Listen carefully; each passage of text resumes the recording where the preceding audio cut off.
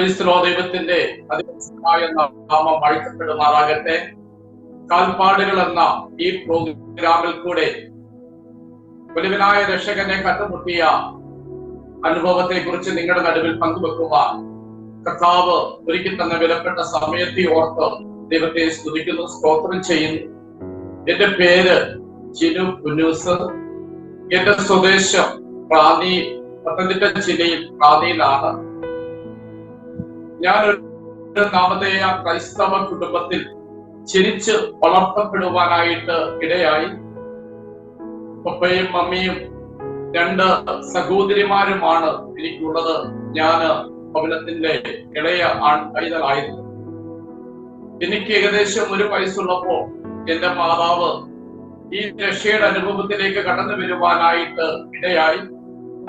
എന്റെ പിതാവും ഈ രക്ഷകനെ കണ്ടുമുട്ടിയെങ്കിലും നാമധേയ പാരമ്പര്യ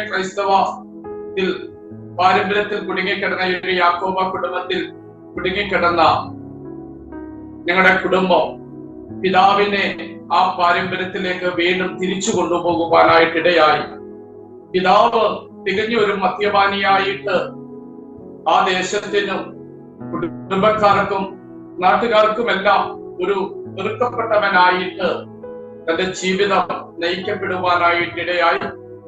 എന്റെ മാതാവും ഈ യേശുവിനെ കണ്ടുമുട്ടിയത് ആന്തരം ഒത്തിരി ഉപദ്രവങ്ങളും ഒത്തിരി ബുദ്ധിമുട്ടുകളൊക്കെ നേരിടേണ്ടതായിട്ട് വന്നു.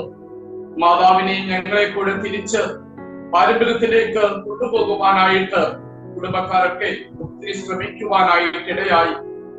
പാരമ്പര്യത്തിൽ നിൽക്കുമ്പോൾ തന്നെ ഉയർന്ന നിലവാരത്തിലുള്ളവരും പുരോഹിതന്മാരൊക്കെ ഉള്ളത് കൊണ്ട് അവരൊക്കെ ഞങ്ങൾ എങ്ങനെയെങ്കിലും തിരിച്ചു കൊണ്ടുപോകണം എന്ന ഒരു മാർഗത്തിൽ കൂടെ പിതാവിനെ സ്വാധീനിക്കുവാനായിട്ടിടയായി. എന്നാൽ മാതാവ് അറിഞ്ഞ സത്യത്തിന് വേണ്ടി നിലനിന്നു.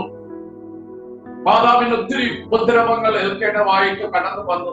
വളരെ കഷ്ടതയിലും ഞെരുക്കത്തിലും വളരെ പട്ടിണിയിലും ബുദ്ധിമുട്ടുകളൊക്കെ ഞങ്ങളുടെ ചെറുപ്രായം വളർന്നു വരുവാനായിട്ട് ഇടയായി. പലപ്പോഴും രാത്രികാലങ്ങളിൽ ഭയത്തോടെയാണ് വീട്ടിൽ ഉറങ്ങുവാനായിട്ട് ആകുന്നത്. പല രാത്രികളിൽ പിതാവ് മദ്യപിച്ച് കടന്നു വരുമ്പോ വെളിയിലൊക്കെ പോയി പാത്തിരിക്കുന്നതായ ഒരു അനുഭവം ഒക്കെ ഉണ്ടായി. സ്കൂൾ ജീവിതത്തിലൊക്കെ വളരെ ബുദ്ധിമുട്ടുകളൊക്കെ ഉണ്ടാകുവാനിടയായി. എന്റെ ഓർമ്മ ശരിയാണെങ്കിൽ ഞാനൊരു പുതിയ ബൈക്ക് ഉപയോഗിച്ചത് കോളേജ് പഠനത്തിനോടുള്ള ബന്ധത്തിൽ പീഡിക്ക് ചേർന്ന സമയത്താണ് ഒരു പുതിയ ബൈക്ക് സ്കൂളിൽ കൊണ്ടുപോകുവാനായിട്ടിടയായത്. ഇങ്ങനെ വളരെ ഒരു പ്രതിസന്ധിയിൽ കൂടെ കടന്നുപോയി. എന്നാൽ അറിഞ്ഞ സത്യത്തിൽ മാതാവ് ഉറച്ചു നിന്നതിന്റെ ഫലമായിട്ട് ഞങ്ങൾക്കും ഈ വിശ്വാസ കോളത്തിൽ നിലനിൽക്കുവാനായിട്ട് ഇടയായി. എന്റെ കോളേജ് വിദ്യാഭ്യാസത്തിന് ശേഷം ദൈവവചനം പഠിക്കുവാനായിട്ട് ആഗ്രഹിക്കുകയും എന്നോടുള്ള ദൈവത്തിന്റെ വിളിയും പദ്ധതിയും മനസ്സിലാക്കി ദൈവവചനം പഠിക്കുവാനായിട്ട് ബൈബിൾ കോളേജിലേക്ക് കടന്നുപോയി. ബൈബിൾ കോളേജിൽ കടന്നുപോയി അവിടുത്തെ പഠനം പൂർത്തീകരിച്ചു. ഞാൻ ബൈബിൾ കോളേജിൽ കടന്നുപോയപ്പോൾ കുടുംബത്തിലൊക്കെ വീണ്ടും വലിയ പ്രതിസന്ധികൾ നേരിട്ടു. കാരണം പുരോഹിതന്മാരും അച്ഛന്മാരുമുള്ള ഒരു പാരമ്പര്യ കുടുംബത്തിൽ ഒരു പാസ്റ്ററായിട്ട് ഒരു ഉപദേശിയായിട്ട് ആ കുടുംബത്തിൽ നിന്ന് ഇറങ്ങുന്നത് അവർക്ക് വലിയൊരു നാണക്കേടായി തീരുവാനായിട്ടിടയായി. അപ്പോൾ തന്നെ വലിയ പ്രതിസന്ധികൾ വീണ്ടും നേരിട്ടു. എന്നാൽ അതിന്റെ ഒക്കെ നടുവിൽ ഈ അറിഞ്ഞ കർത്താവിനെ മുറുകെ പിടിക്കുവാനും അതിലൊക്കെ നിലനിൽക്കുവാനും കർത്താവ് കൃപ ചെയ്തു. അങ്ങനെ എന്റെ ബൈബിൾ കോളേജ് പഠനത്തിന് ശേഷം തിരുവനന്തപുരം ചെങ്കൽച്ചൂള എന്ന് പറയുന്ന പ്രദേശത്തിലേക്ക് കടന്നു വരുവാനായിട്ട് ഇടയായി. തിരുവനന്തപുരം ചെങ്കൽച്ചൂള എന്ന് പറയുന്നതായ ഈ ദേശം ലോകം മുഴുവനും പ്രസിദ്ധി ആർജിച്ചതായ ഒരു പ്രദേശമാണ്. പ്രത്യേകിച്ച് കേരളത്തിന് അറിയപ്പെട്ട പേരുകെട്ട ഒരു കോളനിയാണ് തിരുവനന്തപുരം ചെങ്കൽച്ചൂള എന്ന് പറയുന്നതായ ഈ കോളനി. ഈ കോളനിയെ പറ്റി ഒരു ചില കാര്യങ്ങൾ നിങ്ങളുടെ ഓർമ്മയിലേക്ക് അറിവിലേക്കൊന്ന് പറയുകയാണ്. എനിക്ക് മുൻപായിട്ട് ദാസൻ പാസ്റ്റർ തോമസ് കെ എബ്രഹാം ഈ ദേശത്ത് ഇവിടെ പ്രവർത്തനം ആരംഭിക്കുവാനായിട്ടിടയായി. വർഷങ്ങൾക്ക് മുമ്പേ പല പ്രവർത്തനങ്ങളുമുണ്ട്. ഞാൻ ന്യൂ ഇന്ത്യ ചർച്ച് ബോർഡിനോടുള്ള ബന്ധത്തിലാണ് ആയിരിക്കുന്നത്. എനിക്ക് മുൻപേ കർത്താവിന്റെ ദാസൻ ഇവിടെ പ്രവർത്തനം ആരംഭിച്ചു 2003. ഞാൻ 2006 ഈ ദേശത്തിലേക്ക് കടന്നു വരുവാനായിട്ട് ഇടയായി. ഈ ചെങ്കൽച്ചൂള കോളനി ദൈവം തന്റെ സഭയെ ഉയർത്തിയ വിധങ്ങളെ പറ്റിയാണ് ഇന്ന് അല്പമായി നിങ്ങളോട് പറയുവാനായിട്ട് ആഗ്രഹിക്കുന്നത്. ചെങ്കൽച്ചൂള കോളനി എന്ന പേര് വരുവാനായിട്ടുള്ള കാരണം തിരുവനന്തപുരത്ത് സെക്രട്ടേറിയറ്റ് പണിയുവാനായിട്ട് ചെങ്കല്ല് വെട്ടിയെടുത്ത സ്ഥലമാണ് ഈ കോളനി. തമ്പാലൂർ റെയിൽവേ സ്റ്റേഷനിൽ നിന്ന് ഏകദേശം 1 കിലോമീറ്ററിന് അകത്ത് MC റോഡിന്റെ ഹൈവേയുടെ സൈഡിലാണ് ഈ കോളനി സ്ഥിതി ചെയ്യുന്നത്. ഏകദേശം 11.5 ഏക്കർ വിസ്തൃതിയിൽ കിടക്കുന്ന ഒരു പാടശേഖരമായിരുന്നു, ചേരി പ്രദേശമായിരുന്നു ഈ കോളനി. ഇവിടുന്ന് ചെങ്കല്ല് വെട്ടിയെടുത്ത് ചൂളയുണ്ടായിരുന്നു. സെക്രട്ടേറിയറ്റ് പണിതു. ഇതൊരു പാടമായി വലിയ കുറ്റിയായിട്ട് കിടന്നു. കന്നുകാലികളെ വളർത്തുവാനും അറവുശാലകളും ഒക്കെ ആയിട്ട് അറവ് മാലിന്യങ്ങളൊക്കെ കൊണ്ട് തള്ളിയിടുന്ന ഒരു പ്രദേശമാക്കി ഈ ദേശം ഇരുവാനായിട്ടിടയായി. എന്നാൽ കാലക്രമേണ ഇത് മണ്ണിട്ട് നികത്തി ചില പ്രിയപ്പെട്ട കുടുംബങ്ങൾ ഇതിനകത്ത് വന്ന് താമസിച്ചു. ഇങ്ങനെ കാലക്രമേണ ഇതിനകത്തെ ഷെഡുകൾ കൂടിക്കൂടി വന്നു. അവിടെ ഇവിടെയും വീടുകൾ വെച്ച് ആൾക്കാർ താമസിക്കുവാൻ തുടങ്ങി. ആന്റണി സർക്കാർ മുഖ്യമന്ത്രി ആയിരിക്കുന്ന സമയത്ത് ഇവിടെ ഈ ചെരുപ്രദേശം വീടുകൾ കൊണ്ട് നിറയപ്പെട്ടപ്പോ താൻ മുഖ്യമന്ത്രി ആയിരിക്കുമ്പോ 1000 ഫ്ലാറ്റുകൾ ഇവിടെയുള്ള ജനത്തിന് നിർമ്മിച്ചു കൊടുക്കുവാനായിട്ടിടയായി. 2 ഇടുങ്ങിയ റൂമും ഒരു കിച്ചണും ബാത്റൂമും ഉൾപ്പെടെ ഒരു കുടുംബത്തിന് കഷ്ടിച്ചു കഴിയാവുന്ന തരത്തിൽ 1000 ഫ്ലാറ്റുകൾ ഗവൺമെന്റിന്റെ കണക്ക് പ്രകാരം ഇവിടെ നിർമ്മിച്ച് കൊടുത്തു. പട്ടയം ഇതുവരെയും കൊടുത്തിട്ടില്ല. അങ്ങനെ ഇവിടെ ജനം വർദ്ധിച്ചു. ഇന്ന് ഏകദേശം 3000-ഓളം ഫാമിലികൾ, കുടുംബങ്ങൾ ഇതിനകത്ത് താമസിക്കുന്നു. 10,000-ലധികം വ്യക്തികൾ ഇതിനകത്ത് തിങ്ങിപ്പറക്കുന്ന അതിബഹുലമായ ഒരു കോളനിയാക്കി ഈ കോളനി തീരുവാനായിട്ടിടയായി. അപ്പോൾ തന്നെ ഇവിടെ രാഷ്ട്രീയ മുതലെടുപ്പുകൾ ഈ കോളനികളിൽ ഉണ്ടായി. ഈ കോളനി കേരളത്തിന്റെ തന്നെ ഒരു വലിയ പേടിസ്വപ്നം എന്ന നിലവാരത്തിൽ മാറുവാനായിട്ട് ഇടയായി. ഈ കോളനികളിൽ ലഹരിയുടെ അതിശക്തമായ ഉപയോഗം വർദ്ധിച്ചു. ക്രിമിനൽസുകൾ, കൊട്ടേഷൻ സംഘങ്ങൾ ഇവരൊക്കെ അനവധി വർദ്ധിക്കുവാനായിട്ട് ഇടയായി. രാഷ്ട്രീയക്കാർ ഇവരെയൊക്കെ മുതലെടുത്ത് വേണ്ടതായ പ്രകാശങ്ങൾ ചെയ്തു കൊടുത്ത് ഇവർ ഈ കോളനിയെ ഉപയോഗിക്കുവാനായിട്ട് വളർത്തിയെടുക്കുവാനായിട്ട് ഇടയായി. ഇവിടുത്തെ കൺട്രോൾമെന്റ് പോലീസ് സ്റ്റേഷൻ, സെക്രട്ടേറിയറ്റിന്റെ തൊട്ടടുത്തിരിക്കുന്ന പോലീസ് സ്റ്റേഷനിൽ പോലും ഈ കോളനിയുടെ ഒരു മാപ്പ് അവിടെ ഫ്രണ്ട് പ്രദർശിപ്പിച്ചിട്ടുണ്ട്. കാരണം ഈ കോളനിയിൽ ഏതുവഴിയൊക്കെ കയറണം, ഏതുവഴിയൊക്കെ ഇറങ്ങിപ്പോകാം എന്നൊരു രൂപരേഖ ഇവിടുത്തെ സ്റ്റേഷനിൽ പോലും തൂക്കിയിടുവാനായിട്ട് ഇടയായിട്ടുണ്ട്. ഈ കോളനിക്കകത്ത് കയറിയാൽ പിന്നെ പെട്ടെന്ന് പുറത്തുനിന്ന് വരുന്ന ഒരാൾക്ക് പുറത്തു പോകുവാൻ സാധ്യമല്ല. കാരണം 2 സൈഡുകളിലും ഫ്ലാറ്റുകൾ കൊണ്ട് നിറഞ്ഞ് ഇടവഴികൾ കൂടെ മൊത്തം റോഡുകളാണ്. ഓട്ടോ പോകുന്ന റോഡുകൾ 2 നല്ല സൈഡിലുമാണ്. ഇതുവഴിയാണ് ഒരാൾക്കകത്ത് കയറുന്നത്, പുറത്തു പോകുന്നത് എന്ന് അറിയാൻ പറ്റാത്ത ഒരു സാഹചര്യമാണ്. അതുപോലെ തന്നെ ക്രിമിനൽസുകൾ അധികമായി വർദ്ധിക്കുവാനിടയായി. കൊട്ടേഷൻ സംഘങ്ങൾ വർദ്ധിക്കുവാനിടയായി. ഇന്നേക്ക് ഒരു 15 വർഷത്തിന് മുൻപേ ഇവിടുത്തെ MC റോഡ് വഴി വൈകിട്ട് 5 മണി കഴിഞ്ഞ് ആർക്കും പോകുവാൻ പറ്റാത്ത ഒരവസ്ഥയാണ്. നടന്നു പോകുവാൻ പറ്റുകയില്ല. കാരണം അവരുടെ കയ്യിലുള്ളത് പിടിച്ചു വാങ്ങി അവരെ ഉപദ്രവിച്ച് പറഞ്ഞു വിടുമായിരുന്നു. പോലീസുകാർ പോലും പലരും ഈ കോളനിയെ നന്നാക്കുവാനായിട്ട് പലരും ചാർജുകൾ എടുത്തു, പലരും ഇതിനകത്ത് കയറി ഇതിനെ നന്നാക്കുവാൻ ശ്രമിച്ചു. എന്നാൽ അവർക്കൊന്നും സാധ്യമാകാതെ അവര് പിന്മാറേണ്ടതായ സാഹചര്യങ്ങൾ ഉണ്ടായി. ഒത്തിരി പ്രിയപ്പെട്ടവർ ഈ ദേശത്തിന് വേണ്ടി പ്രാർത്ഥിക്കുവാനായിട്ട് ഇടയായി. ഒത്തിരി പ്രവർത്തനങ്ങളൊക്കെ ഇതിനകത്ത് കൊണ്ടുവരുവാനായിട്ട് ശ്രമിച്ചു. എന്നാൽ ആദ്യ കാലങ്ങളൊക്കെ വളരെ പ്രശ്നങ്ങളും ഉപദ്രവങ്ങളും ഏൽക്കേണ്ടതായിട്ട് കടന്നു വന്നു. ഇവിടെ സാധാരണപ്പെട്ട ജനങ്ങളാണ് താമസിക്കുന്നത്. അവരെല്ലാം കൂലിവേലയ്ക്ക് പോവുകയും ഓട്ടോകൾ ഓടിക്കുകയും പെയിന്റിങ്ങിന് പോവുകയും വീടുകളിൽ നിന്ന് ഫുഡ് വേസ്റ്റ് എടുത്ത് ജീവിക്കുന്നതുമായ തൊഴിലുകളാണ് ഇവർ നടത്തിക്കൊണ്ടിരുന്നത്. ഈ കോളനി തമിഴ്നാടുമായിട്ട് ചെറിയൊരു ബന്ധം കിടക്കുന്നത് കൊണ്ട് ഇവിടുത്തെ പുരുഷന്മാരെക്കാൾ അധികമായിട്ട് സ്ത്രീകൾ ഇതിനകത്ത് വളരെ അക്രമങ്ങളും ബഹളങ്ങളും ഒക്കെ അഴിച്ചുവിടുന്ന ഒരു അനുഭവമായിരുന്നു. സ്ത്രീകളാണ് പലപ്പോഴും അടിപിടിക്കും ബഹളത്തിലുമൊക്കെ മുൻപന്തിയിൽ നിൽക്കുന്നത്. അതുപോലെ തന്നെ ഈ കോളനി പാപത്തെ കൊണ്ട് നിറയപ്പെടുവാനായിട്ട് ഇടയായി. സന്ധ്യ കഴിഞ്ഞാൽ പിന്നെ ഇതുവഴി നടന്നു പോകുമ്പോൾ ബഹളങ്ങളുടെയും ആഘോഷങ്ങളും അസത്യ വാക്കുകളും ഒക്കെയാണ് കേൾക്കുവാനായിട്ട് ഇടയാകുന്നത്. ചേരി തിരിഞ്ഞുള്ള അടിയായ പ്രശ്നമായി മാറും.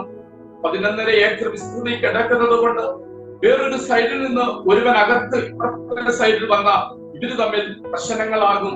മദ്യ കുപ്പികൾ കൊണ്ട് അങ്ങോട്ടും ഇങ്ങോട്ടും വലിച്ചെറിഞ്ഞു വാളുകളും കടാരകളും ഉപയോഗിച്ച് അടികൾ നടക്കും. ഇങ്ങനെ ചേരി തിരിഞ്ഞ് എന്നും അടി നടന്നിരുന്നായ ഈ കോളനികളിൽ കർത്താവിന്റെ വലിയൊരു പ്രവൃത്തി ദൈവം അയക്കുവാനായിട്ട് ഇടയായി. ഈ ചെങ്കൽ ചൂളയുടെ പേര് പോലും മാറ്റത്തക്ക നിലവാരത്തിൽ ദൈവത്തിന്റെ വലിയ അത്ഭുതങ്ങൾ, സുവിശേഷം ഈ ദേശത്തിന്റെ മുഖച്ഛായയെ മാറ്റുവാനായിട്ട് ഇടയായി. സുവിശേഷത്തിന്റെ ശക്തി ജനഹൃദയങ്ങളിൽ രൂപാന്തരം വരുത്തുവാനായിട്ട് ഇടയായി. സഭയുടെ അതേ പ്രവർത്തനത്തെ പറ്റി ഞാൻ അതിലെ ആരംഭത്തെ പറ്റി ഒന്ന് പറയുവാനായിട്ട് ആഗ്രഹിക്കുകയാണ്. ഈ ദേശത്ത് പ്രവർത്തനവുമായി കടന്നു വന്നു ശക്തമായ എതിർപ്പുകൾ ഈ ദേശത്ത് നിന്ന് ഉണ്ടാകുകയും ഈ ദേശത്ത് നിന്ന് സഭയ്ക്ക് എതിരുണ്ടാകുവാനുള്ള കാരണം വലിയ ദൈവപ്രവൃത്തി ഈ ദേശത്തിൽ മേൽ വെളിപ്പെടുവാനായിട്ട് ഇടയായി. ഈ ദേശത്ത് ഒത്തിരി രോഗികളെ കർത്താവ് സൗഖ്യമാക്കുവാനായിട്ട് ഇടയായി. ഈ ദേശത്തെ സഭയുടെ വളർച്ച എന്ന് പറയുന്നത് പറഞ്ഞു, ഈ ദേശം ഒരു അന്ധകാരം പിടിച്ചു കിടന്ന ഒരു സ്ഥലമായിരുന്നു എന്ന തിരുവെഴുത്ത് പറയുന്നു. ബലവാനെ പിടിച്ചു കെട്ടിയിട്ടല്ലാതെ അവന്റെ കോപ്പ് കവർന്നെടുക്കുവാൻ കഴിയുകയില്ല. അതുപോലെ തന്നെ വെളുപ്പാൻ കാലത്ത് ദൈവസന്നിധിയിൽ എഴുന്നേറ്റ് മണിക്കൂറുകൾ പ്രാർത്ഥിച്ചതിന് ശേഷം ഈ ദേശത്തിന്റെ എല്ലാ കോണുകൾ കൂടെയും യാത്രയുടെ യാമങ്ങളിൽ നടന്ന് ചുറ്റി നടന്ന് പ്രാർത്ഥിക്കുവാനായിട്ട് ഇടയായി. വെളുപ്പിനെയും രാത്രിയുടെ സമയങ്ങളിലുമൊക്കെ ഈ കോളനിയിൽ കൂടെ ചുറ്റി നടന്ന് വലം വെച്ച് ഓരോ വീടുകളെയും അവകാശമാക്കി ഓരോ ഭവനങ്ങളെയും വിരടിച്ചുകൊണ്ടി പ്രാർത്ഥിക്കുവാനായിട്ടിടയായി. അതൊന്നല്ല, നാളുകൾ ഈ കോളനിയിൽ കൂടെ നടന്ന് പ്രാർത്ഥിച്ചതിന്റെ ഫലമായിട്ട് ദൈവത്തിന്റെ വലിയ പ്രവൃത്തി ദൈവം ഈ ദേശത്തിന്റെ നടുവിൽ ഒരുക്കിയെടുക്കുവാനായിട്ട് ഇടയായി. നടന്നു പോകുമ്പോൾ ഭൂതങ്ങൾ വിട്ടുമാറുന്ന ഒരു അനുഭവം, അതുപോലെ തന്നെ പൈശാചിക ബന്ധനത്തിൽ കിടന്നവർ വിടുതൽ പ്രാപിക്കുന്ന ഒരു അനുഭവം, ഇങ്ങനെ ഒത്തിരി പൈശാചിക മണ്ഡലത്തിൽ കിടന്നവർ വിടുതൽ പ്രാപിക്കുവാനായിട്ട് ഇടയായി. ഇങ്ങനെ ബന്ധനങ്ങളിൽ കിടന്നവർ വിടുതൽ പ്രാപിച്ചപ്പോ അതിശക്തമായ എതിർപ്പുകൾ വേറൊരു ഭാഗത്തു നിന്ന് ഉണ്ടാകുവാനായിട്ടിടയായി. ഇവിടുത്തെ ഈ ദേശത്തിലെ പ്രമുഖനായ ഒരു വ്യക്തി, ആ വ്യക്തി കേന്ദ്ര തലങ്ങളിൽ വരെ രാഷ്ട്രീയപരമായിട്ടും മതപരമായിട്ടും സ്വാധീനമുള്ള ഒരു വ്യക്തി പരസ്യമായി വെല്ലുവിളിക്കുവാനിടയായി. ഇന്നേക്ക് 15 ദിവസത്തിനുള്ളിൽ ഇവിടുത്തെ ദൈവസഭയെ കൂട്ടും, ദൈവദാസന്മാരെ ഇവിടെ നിന്ന് ഓടിക്കുമെന്ന് ജനം കേൾക്കെ വെല്ലുവിളിക്കുവാൻ ഇടയായി. അതിന് ഉള്ള സ്വാധീനതകളും പ്രാപ്തിയുമൊക്കെ ആ വ്യക്തിക്ക് കേന്ദ്ര തലങ്ങളിൽ വരെ ഉണ്ടായിരുന്നു. എന്നാൽ അതിന് നടുവിലും ദൈവസന്നിധിയിൽ പ്രാർത്ഥിച്ചു, ദൈവസഭ പ്രാർത്ഥിച്ചു. ഏകദേശം താൻ ഈ പറഞ്ഞൊരു 13-ാമത്തെ ദിവസം താൻ ഈ ലോകത്തിൽ നിന്ന് മാറ്റപ്പെട്ടു.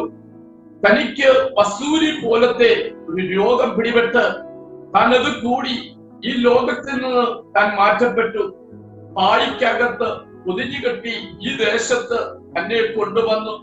തന്നെ ഇവിടുത്തെ തുറന്നുപോലും മറ്റുള്ളവരെ തുറന്നുപോലും ഓടിക്കാണിക്കാതെ ഇവിടുത്തെയുള്ള പൊതുമശാനത്തിൽ തന്നെ കത്തിച്ചു കളയുവാൻ, ദഹിപ്പിച്ചു കളയുവാനായിട്ട് ഇടയായി. അപ്പോൾ തന്നെ ഗവൺമെന്റ് കൊടുത്തിരിക്കുന്നതായ ഒരു അമ്പലവും ഒരു പള്ളി, കത്തോലിക്ക പള്ളിയുടെ ഒരു ചാപ്പലും ഇതിനകത്തുണ്ട്. ഇവിടുത്തെ പൂജാരി പല മന്ത്രവാദങ്ങൾ നടത്തി, പല ദൈവസഭയ്ക്കെതിരെ പല ആഭിചാരങ്ങളൊക്കെ നടത്തി. ഒരു ദിവസം ആ പ്രഭാതത്തിൽ മറ്റുള്ളവർ എഴുന്നേറ്റ് നോക്കിയപ്പോ ഈ അമ്പലത്തിനകത്ത് ഈ പൂജാരി മരിച്ചു കിടക്കുന്ന കാഴ്ച കാണുവാനായിട്ട് ഇടയായി.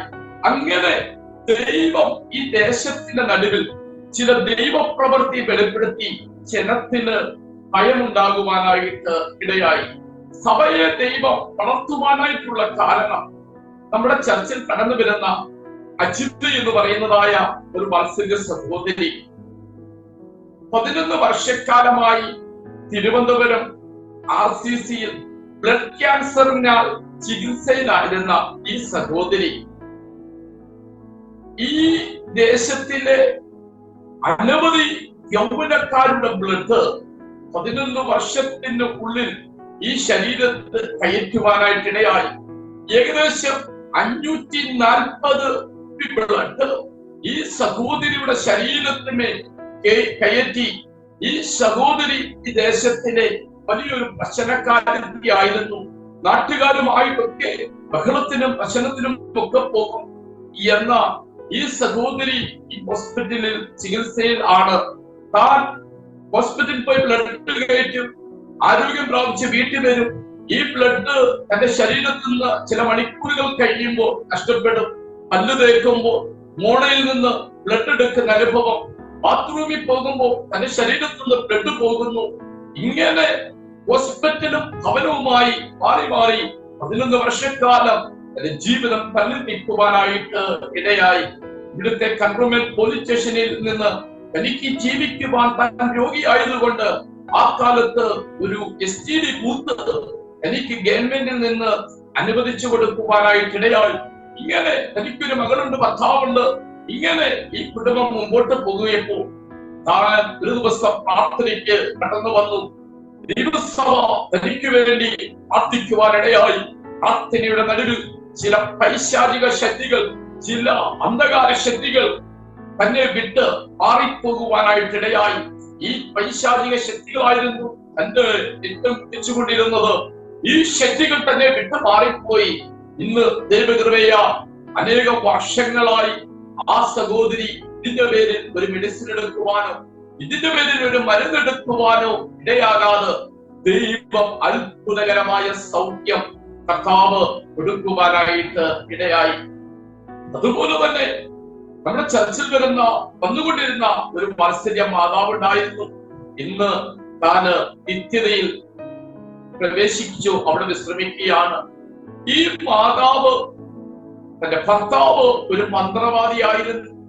ഈ മാതാവും 5 ജട സർപ്പത്തിന്റെ കൊണ്ട് തലയിൽ ചുറ്റി കെട്ടി ഭർത്താവിന്റെ മന്ത്രവാദത്തിൽ സഹായിച്ചുകൊണ്ട് തറകളിലൊക്കെ രാത്രികളിൽ ശ്രമിച്ചുകൊണ്ട് മന്ത്രവാദം ചെയ്തുകൊണ്ടിരുന്ന ഈ വാത്സല്യ കുടുംബം, ഈ മാതാവ് ഹിന്ദുക്രിസ്തുവരെ എവിടെ കണ്ടാലും ഓടിച്ചിട്ട് ചീത്ത വിളിക്കുകയും അസഭ്യം പറയുകയും ആട്ടി ഓടിക്കുകയും ചെയ്തതായ ഈ മാതാവ് ഒരിക്കൽ തന്റെ വീടിന്റെ മുൻപിൽ നിൽക്കുന്ന സമയത്ത് ഒരു കുഞ്ഞ് ഒരു സൈക്കിളുമായി പോയി ഈ മാതാവിന്റെ കാലിൽ വന്നിടിച്ച് കാലിന്റെ താഴെ ഒരു മുറിവുണ്ടാകുവാനായിട്ടിടയായി. ഈ മുറിവ് ഈ മാതാവിന്റെ കാലിൽ നിന്ന് പഴുക്കുവാനിടയായി. ഈ മുറിവിന് പഴുപ്പ് മുകളിലോട്ട് കയറുവാനിടയായി.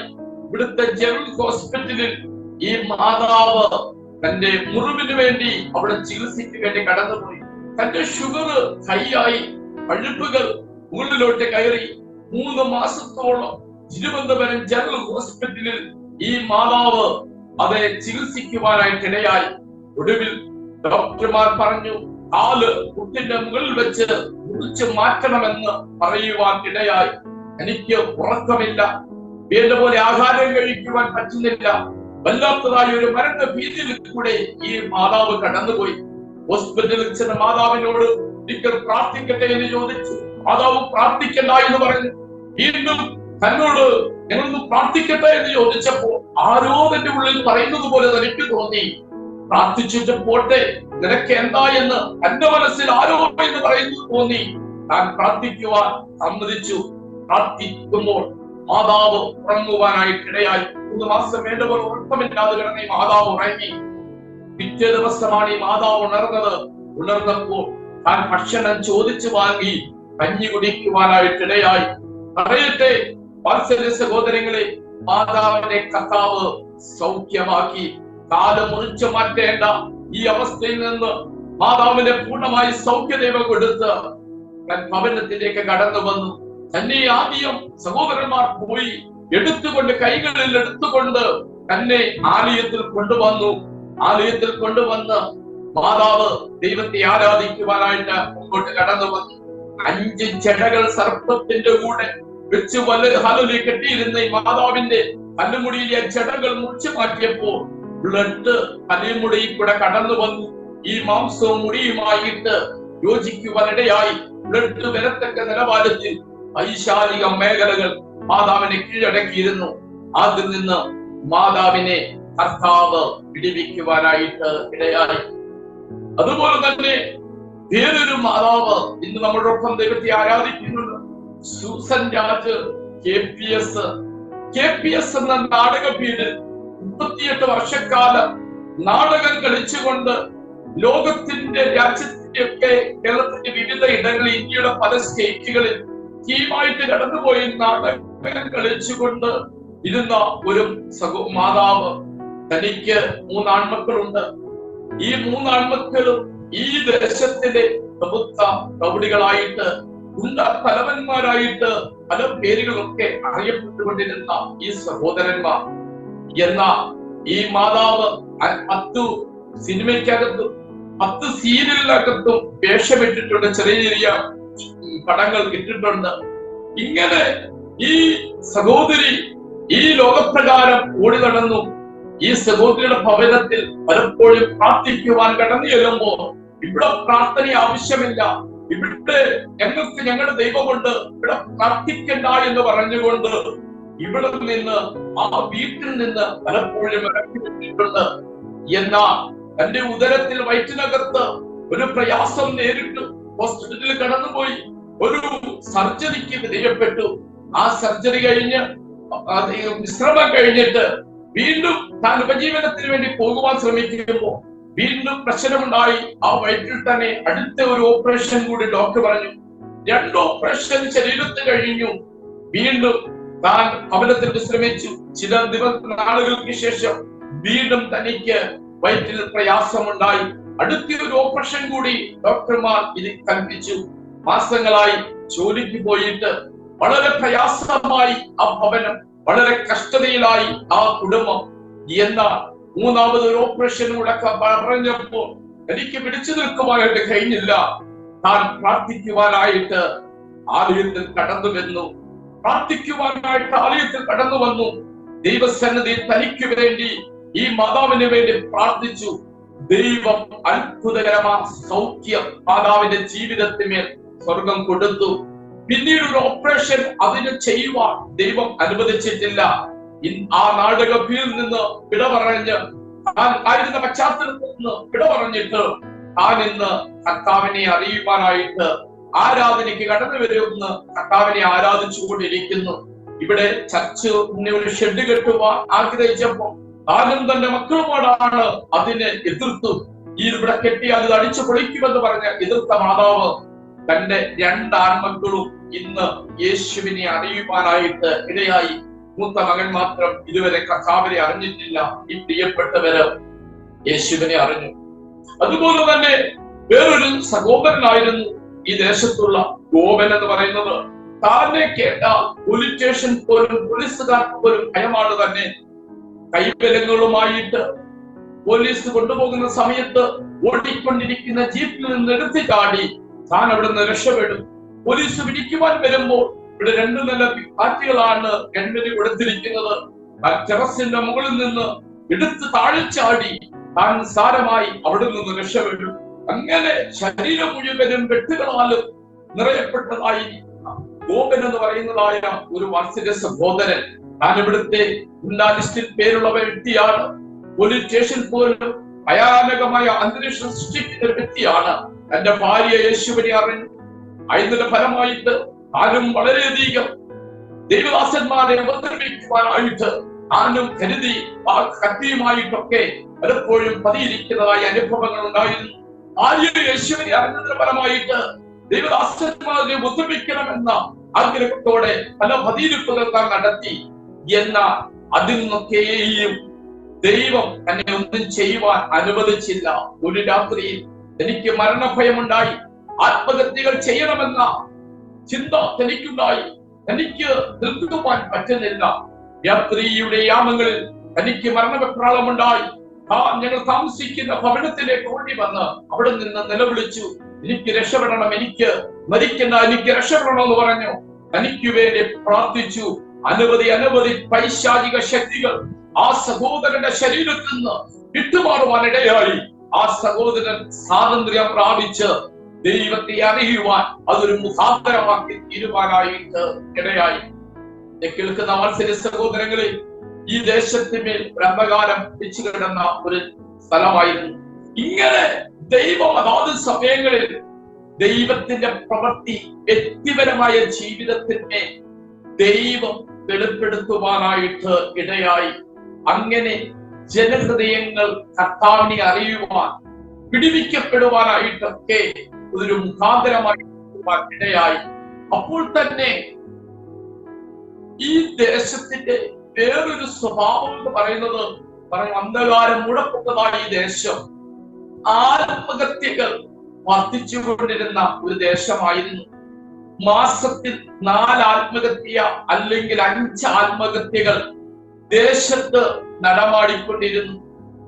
ഒരാഴ്ചയിൽ 1 ആത്മഹത്യ അല്ലെങ്കിൽ 2 ആത്മഹത്യ എന്ന വണ്ണം ഈ ദേശത്ത് ആത്മഹത്യ വർദ്ധിച്ചുകൊണ്ട് ചെറിയ 2 റൂമാണുള്ളത്. കാര്യത്തിന് വേണ്ടി ഈ റൂമിനകത്ത് ആരെങ്കിലും വെളിയിലോട്ട് ഇറങ്ങുന്ന സമയം നോക്കി ഇവർ ഈ ആത്മഹത്യകൾ ചെയ്യുമായിരുന്നു. ഒരു ആത്മഹത്യ നടന്ന ആ ചുറ്റളവിൽ, ആ ഏരിയകളിൽ ഒരു മാസം 4 ആത്മഹത്യകളിൽ നടക്കും. അതുപോലെ തന്നെ ഇവിടുത്തെ റോഡുകളിൽ, തൊട്ടു ഫ്രണ്ടിലുള്ള റോഡുകളിൽ അർദ്ധരാത്രിയിൽ ആക്സിഡന്റുകൾ നടക്കുന്നു. വാഹനം ലോഡുമായി വരുന്നു. ഈ ദേശത്ത് കടന്നു വരുമ്പോൾ പെട്ടെന്ന് വണ്ടി ആക്സിഡന്റ് ആകുന്നു. പല പ്രിയപ്പെട്ടവരും മരണപ്പെടുന്നു. രാത്രിയിൽ പലപ്പോഴും ജനത്തിന് ഭയമാണ്.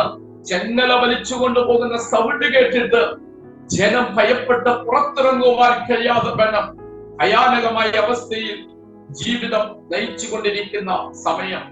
ഈ ദേശത്തിന് വേണ്ടി നെടുകെ കുറുകെ നടന്ന രാത്രിയുടെ യാമങ്ങളിലും അർദ്ധരാത്രികളിലും വെളുപ്പാൻ സമയങ്ങളിലും ചുറ്റി നടന്ന് അവകാശം പറഞ്ഞ് ദൈവവചനം വിളിച്ചു പറഞ്ഞുകൊണ്ട് പ്രാർത്ഥിക്കുവാനായിട്ടിടയായി. പറയട്ടെ, ഇന്ന് ഈ ദേശത്ത് ആത്മഹത്യകൾ എന്ന സംഭവം കേട്ടിട്ട് വർഷങ്ങളായി. ആ പൈശാചിക ശക്തിയെ ഈ ദേശത്ത് നിന്ന് ശാസിക്കുവാനിടയായി, ഈ ദേശത്ത് നിന്ന് ഓടിക്കുവാനിടയായി. ഇന്ന് ഈ ദേശത്ത് ആത്മഹത്യയുടെ പേരുകൾ കേൾക്കാനില്ല. ഇന്ന് ചെങ്കല വലിക്കുന്ന ഒരു ശബ്ദം ഈ ദേശത്തില്ല. രാത്രിയിലും പകലും ഒരുപോലെ ജനവും കുട്ടികളും ഒക്കെ ഇതിൽ നിന്ന് ഓടിക്കളിക്കുന്നു. ഇന്ന് ചെങ്കലോടെ വലിക്കുന്ന അനുഭവം ഈ ദേശത്തില്ല. ഈ റോഡിൽ ആക്സിഡന്റ് വരുന്ന അനുഭവം ഇല്ല. കാരണം അവിടെ നിന്ന് ചെന്ന് കൈ ഉയർത്തി രാത്രിയുടെ യാമങ്ങളിൽ പ്രാർത്ഥിച്ച ദേശത്തെ ഭരിക്കുന്ന അന്ധകാര മണ്ഡലത്തെ ശാസിച്ച് ദൈവം ഈ ദേശത്തിന് ഇടതലുകൾ അയക്കുവാനായിട്ട് ഇടയായി. അതുപോലെ തന്നെ വേറെ അടുത്തൊരു സംഭവമായിരുന്നു ഇവിടുത്തെ കൊലപാതകങ്ങൾ. കൂട്ടം കൂടിയിട്ട് അവര് മദ്യപിച്ച് നിസ്സാര കാര്യങ്ങൾ തർക്കമുണ്ടായി ഒന്നിൽ മദ്യക്കുപ്പികൾ ബ്രാൻഡിക്കുപ്പികൾ തല്ലിപ്പൊട്ടിച്ച് പരസ്പരം കുത്തി കൊലപാതകങ്ങൾ നടത്തുന്നു. അല്ലെങ്കിൽ അവരുടെ കരങ്ങളിൽ എപ്പോഴും ആയുധങ്ങളുണ്ട്, ഈ ആയുധങ്ങൾ എടുത്ത് കൊലപാതകങ്ങൾ നടത്തുന്നു. ഇങ്ങനെ കൊലപാതകം നടന്നിരുന്നതായ ഒരു സ്ഥലം. ഈ ദേശത്ത് നിസ്സാര കാര്യത്തിന് വേണ്ടി സഹോദരിമാർ പുറത്തിറങ്ങി മണ്ണെണ്ണ ശരീരത്തിൽ ഒഴിച്ച് തീ കത്തിക്കുന്ന അനുഭവം. അന്നം പോലെ കത്തും, നിന്ന് കത്തിയുമായി ഓടുന്ന വഴിയിൽ ഇവര് താഴെ വീഴുന്നു. ആൾക്കാർ ഇത് കലലിയൊക്കെ അടിച്ചു കെടുത്തി കൊണ്ടുപോകും ഹോസ്പിറ്റലിലേക്ക്. ഒന്നിന് ഇവിടെ തന്നെ വീണ്ടും മരിക്കും, അല്ലെങ്കിൽ ഹോസ്പിറ്റലിൽ പോകുന്ന വഴിക്ക് മരിക്കും. ഇങ്ങനെ ഒരു ഇരുളടഞ്ഞതായ ദേശം. എന്ന വാത്സല്യ സഹോദരങ്ങളെ, ഈ തീപ്പൊള്ളലുകൾ വർദ്ധിച്ചുകൊണ്ടിരുന്ന ഒരുപാട് പേരുടെ ജീവിതം എടുത്ത ഒരു കാല സമയമായിരുന്നു. ഒരു സഹോദരിക്ക് വേണ്ടി ഒരു സഹോദരിക്ക് വേണ്ടി ദൈവസന്നിധി പ്രാർത്ഥിക്കുവാനിടയായി. പ്രാർത്ഥിച്ചപ്പോ തന്റെ ശരീരത്തിൽ ചില പൈശാചിക ശക്തികൾ വെളിപ്പെട്ടു. ആ വെളിപ്പെട്ട സമയത്ത് ഒരു പൈശാചിക ശക്തി ഒരു പേര് പറഞ്ഞിട്ട് പറഞ്ഞു, ഞാനാണ് ഈ ദേശത്തിൽ ഈ പൊള്ളലുകൾ കൊണ്ടിരുന്നത്, ഞാൻ ആണ് ഇതിനായി പ്രേരിപ്പിക്കുന്നത്. ഒരു സഹോദരി ഇവിടെ തീപ്പൊള്ളൽ കൊണ്ട് മരിച്ചു. ആ സഹോദരി ഇത് കണ്ട് അനേകര് ഭയപ്പെട്ടു. ജനം കൂടി ഇത് കണ്ട് അനേകര് ഭയപ്പെട്ടു. ആ പേടിച്ച് 22 പേരുടെ ശരീരത്ത് ഈ ശക്തി കയറിയിരിക്കുകയാണ്. അന്ന് ആ ദുരാത്മാവിന്റെ ശക്തിയെ ഈ 22 പേരുടെയും ശരീരത്തിൽ നിന്ന് വിളിച്ചു വരുത്തി ശാസിച്ച് ദേശത്ത് നിന്ന് വിട്ടു. ഇന്ന് വർഷങ്ങളായി ഈ ദേശത്ത് അങ്ങനെ ഒരു മരണം സംഭവിച്ചിട്ട് ദൈവത്തിന്റെ മഹത്വം ഈ ദേശത്തിന്റെ നടുവിൽ ദൈവം വെളിപ്പെടുത്തുവാനായിട്ട് ഇടയായി. വാത്സല്യ സഹോദരങ്ങളെ, സുവിശേഷം ഈ ദേശത്തെ മാറ്റിമറിക്കുവാൻ ഇടയായി. സുവിശേഷത്തിന്റെ വെളിച്ചം ഈ ദേശത്തിന്മേൽ ദൈവം വെളിപ്പെടുത്തുവാനിടയായി. ഇവിടുത്തെ ക്രൈസ്തവ പത്രങ്ങളിൽ സിറ്റിക്കകത്തിറങ്ങുന്ന സിറ്റി എക്സ്പ്രസ് എന്ന് പറയുന്ന ഒരു ഇംഗ്ലീഷ് പത്രത്തിലൊക്കെ ഇവിടുത്തെ വാർത്തകൾ ചെങ്കൽച്ചൂളയ്ക്ക് വന്ന മാറ്റങ്ങളെ പറ്റി ചില വർഷങ്ങൾക്ക് മുൻപ് അതേ ഹല്ലേലൂയ ന്യൂസുകൾ വരുവാനായിട്ടിടയായി. സുവിശേഷം ഇതിനകത്ത് മാറ്റമുണ്ടായി. ഏകദേശം 7-8 ചർച്ചുകളോളം ഭവനങ്ങളിലും ഇതിനകത്ത് അത് നടക്കുവാനായിട്ട് ഇടയാകുന്നുണ്ട്. ഇതിനകത്തുനിന്ന് അനവധി യൗവനക്കാരെ കർത്താവിന് വേണ്ടി ദൈവം വേർതിരിക്കുവാനായിട്ടിടയായി. ഇന്ന് ആളുകളുടെ ശബ്ദമല്ല കേൾക്കുന്ന, മദ്യക്കുപ്പികളുടെ ശബ്ദമല്ല സന്ധ്യാസമയങ്ങൾ കേൾക്കുന്നത്. ഈ തെരുവിൽ കൂടെ നടക്കുമ്പോൾ, ചേരി പ്രദേശങ്ങളിലൂടെ നടക്കുമ്പോൾ സന്ധ്യാസമയങ്ങളിൽ ദൈവത്തെ ആരാധിക്കുന്ന, ദൈവത്തെ മഹത്വപ്പെടുത്തുന്ന ശബ്ദങ്ങൾ ഓരോ ഭവനങ്ങളിൽ നിന്ന് മുഴങ്ങി കേൾക്കുവാനായിട്ട് ഇടയാകുന്നു. ഈ ദേശത്തു നിന്ന് ദൈവം തന്നെ സഭയെ വളർത്തുവാനായിട്ടിടയായി. അനവധി യൗവനക്കാരെ കർത്താവ് നമുക്ക് ദാനമായി തന്നു. ഏകദേശം 40 പര യൗവനക്കാർ തന്നെ കർത്താവിനെ ആരാധിക്കുവാൻ ഇന്ന് ആ ലിസ്റ്റിൽ കടന്നു വരുന്നു. അതേ ഹല്ലേലൂയ, നമുക്ക് ഇതുവരെ ഒരു ആലയമായിട്ടില്ല, വാടകയ്ക്കാണ് അതേ ഹല്ലേലൂയ ആരാധനകൾ നടത്തിക്കൊണ്ടിരിക്കുന്നത്. രാത്രികളിൽ ഭവനങ്ങളിൽ ഇരുന്ന് പ്രാർത്ഥനകൾ, മീറ്റിങ്ങുകൾ വെക്കും. ഈ 21 ദിവസം ഫാസ്റ്റിംഗ് ആയിരുന്നു. ഈ ഞായറാഴ്ചയാണ് കഴിഞ്ഞത്. ഈ 21 ദിവസവും ഈ പൊതുവായിട്ട് മീറ്റിംഗ് ഓപ്പൺ ഏരിയകളിൽ, ഈ റോഡുകളിൽ കസാരകളിട്ട് ബോക്സ് വെച്ച് 21 ദിവസവും 21 ഏരിയകളിൽ തിരിച്ച് പ്രാർത്ഥനകൾ നടത്തുവാനായിട്ടിടയായി. ഈ ഞായറാഴ്ച, ശനിയാഴ്ച ഉപവാസം തീരുന്നുള്ള ബന്ധത്തിൽ ശനിയാഴ്ച വൈകിട്ട് 4 യൗവനക്കാർ സ്നാനപ്പെടുവാനായിട്ട് കർത്താവ് കൃപ ചെയ്യുവാനായിട്ടിടയായി. ദൈവം തന്റെ സഭയെ നാൾത്തോറും വളർത്തുവാനായിട്ടിടയാകുന്നു. ഇവിടുത്തെ സഹോദരിമാർ വളരെ ആക്റ്റീവായിട്ട് ഇന്ന് കവലകളിലും തിരുക്കോണകളിലും പരസ്യോഗങ്ങൾ നടത്തുകയും കർത്താവിനെ ഉയർത്തുവാനായിട്ടും ഇടയായിക്കൊണ്ടിരിക്കുന്നു. ഇവരെ കൊണ്ട് മാസത്തിൽ 2 പരസ്യങ്ങളും 3 പരസ്യവുമായി ഈ ദേശത്തും അടുത്തുള്ള സമീപ കോളനികളിൽ ഒക്കെ കടന്നു പോയിട്ട് പരസ്യോഗങ്ങൾ നടത്തുവാനും സാക്ഷ്യവിതരണങ്ങൾ നടത്തുവാനും ഒക്കെ കർത്താവ് കൃപ ചെയ്തുകൊണ്ടിരിക്കുന്നു. നിങ്ങൾക്ക് കഴിഞ്ഞ ചില വർഷങ്ങൾക്ക് മുൻപേ യൂട്യൂബുകളിലൊക്കെ വൈറലായ ഒരു പാട്ടുണ്ട്.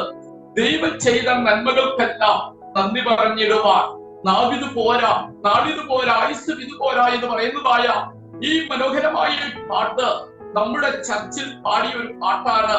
അത് ലോകമെമ്പാടും വൈറലായി 2 ലക്ഷത്തിലധികം പേര് കേൾക്കുവാനായിട്ട് ഇടയായി. അത് നമ്മുടെ സഹോദരങ്ങൾ പാടിയ ഒരു പാട്ടാണ്. ഇന്ന് ദൈവം വലിയ അത്ഭുതങ്ങൾ ഈ ദേശത്തിന്മേൽ വെളിപ്പെടുത്തിക്കൊണ്ടിരിക്കുന്നു. കഴിഞ്ഞ 18 വർഷക്കാലമായി ഈ ദേശത്തിന് നടുവിൽ കടന്നു വന്ന് ഈ കോളനിയിൽ ഇടുങ്ങിയ സാഹചര്യത്തിൽ ഇവരോടൊപ്പം താമസിച്ച് കർത്താവിന്റെ വേലയിലായിരിക്കാൻ കർത്താവ് ഞങ്ങളെ കുടുംബമായി സഹായിച്ചുകൊണ്ടിരിക്കുന്നു. എനിക്ക് വൈഫും 2 കുഞ്ഞുങ്ങളുമുണ്ട്. ഒരു കുഞ്ഞ് 7ാം ക്ലാസ്സിലും ഒരു കുഞ്ഞ് 4ാം ക്ലാസ്സിലും പഠിക്കുന്നു. ഈ കുഞ്ഞുങ്ങളെ വളർത്തിയെടുക്കുവാനൊക്കെ വളരെ ബുദ്ധിമുട്ടുള്ള ഈ പ്രദേശമാണ്. കാരണം ചെറുപ്രായത്തിലെ ലഹരിയുടെ ഉപയോഗം ദേശത്തുണ്ട്, ഇതിന്റെ കച്ചവടങ്ങളുണ്ട്. ഇത് തേടി പുറത്തൊന്നും പോകണ്ട, ഇതിനകത്ത് തന്നെ ഇതെല്ലാം സുലഭമാണ്. ഇതിന്റെ നടുവിലും ദൈവകൃപയിൽ കർത്താവിന് വേണ്ടി നിൽക്കുവാൻ കർത്താവ് കൃപ ചെയ്തുകൊണ്ട് ഇരിക്കുന്നു. ഇങ്ങനെ ഒരു അവസരം ഈ കാൽപ്പാടുകൾ പ്രോഗ്രാമിൽ കൂടെ ദൈവം ഒരുക്കി തന്നതോർത്ത് ദൈവത്തെ സ്തുതിക്കുന്നു. ഈ സഭയോർത്തും നിങ്ങൾ പ്രാർത്ഥിക്കുക, ഞങ്ങളുടെ ശുശ്രൂഷകളെ ഓർത്ത് പ്രാർത്ഥിക്കുക. സ്വർഗത്തിലെ ദൈവം എല്ലാവരെയും ധാരാളമായി സഹായിക്കുമാറാകട്ടെ, അനുഗ്രഹിക്കുമാറാകട്ടെ. ആമേൻ.